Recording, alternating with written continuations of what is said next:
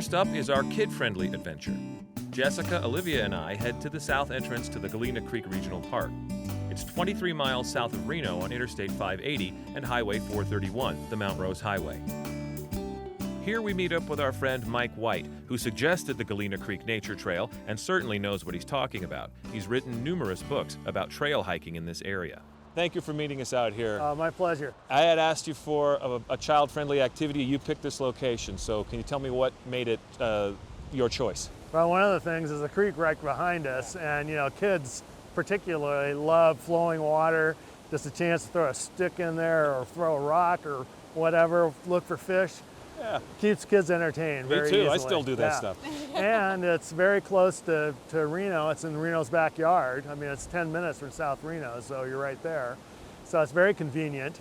The trail is only about a mile in length, so it's short enough that kids, be able to handle it. They're not gonna, go, I want to go home, kind of a thing. And yeah, we've heard that a few times. And they have a nice little brochure that goes with the marked posts along the way. Gives you all kinds of interesting natural history and human history tips. So that's cool. Great way to educate kids along the way. Let's go. All right. This is a creek, but it looks like a river. Come look. Woo, and that is rushing. That is strong today. Okay, so this is one of the stops on the interpretive trail, and we just came across the bridge and saw how much water was in the creek. And this year, because of all the snow melt and stuff, there's a huge amount of water flowing down there.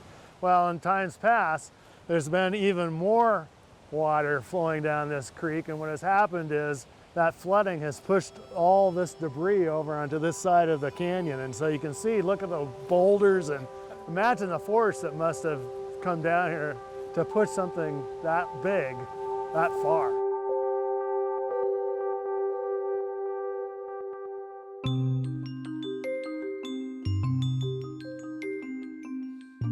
So this path coming in on our right is actually the shortcut. So if it turns out that your kids are getting a little antsy, tired, or whatever, somebody has to hit the restroom. Yeah. You can come back that way, and that'll cut off about a quarter of a mile of the trip and nice. Get you back a little bit quicker. Yeah. We've had days like that. Yeah, I'm sure most parents have had days like that at one time or another.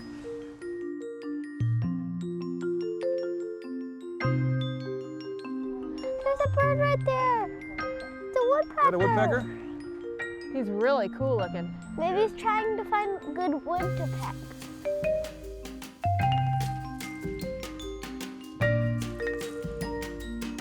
The park has installed 18 markers along the trail that correspond with a guide to the cultural and ecological history of the area. For a printed or downloadable copy, visit the website at galenacreekvisitorcenter.org.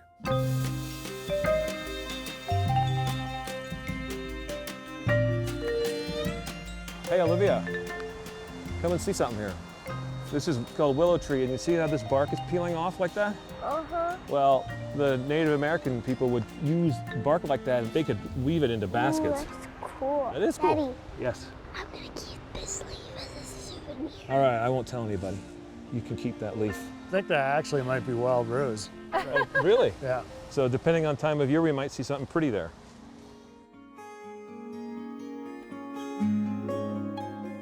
Hey, Olivia, you see those orange flowers? Those really pretty orange ones down there? Yeah, oh yeah. Those are cool.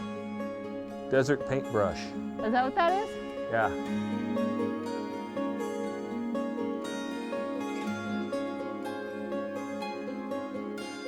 I think that should be called popcorn.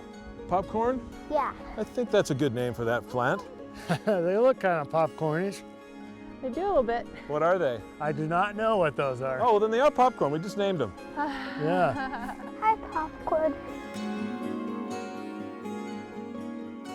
So you see this path heading up the canyon on the left. That's the unofficial trail that continues up top of Mount Rose if you were so inclined. Only if I brought a few extra bottles of water, Yeah, you would definitely want to pack extra water, extra food. extra pair of legs. Yeah. The full loop is 1 mile. The cutoff shortens it to 7/10 of a mile. Though it's close to town and not terribly strenuous, you should still take it seriously and have your kids wear shoes, at least sneakers if not hiking shoes. No sandals out here.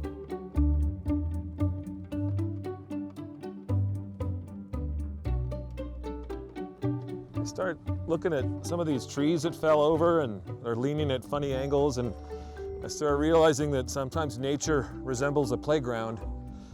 Some of that stuff looks like toys I've seen out at a park. Lots of things for little ones to climb on, that's for sure.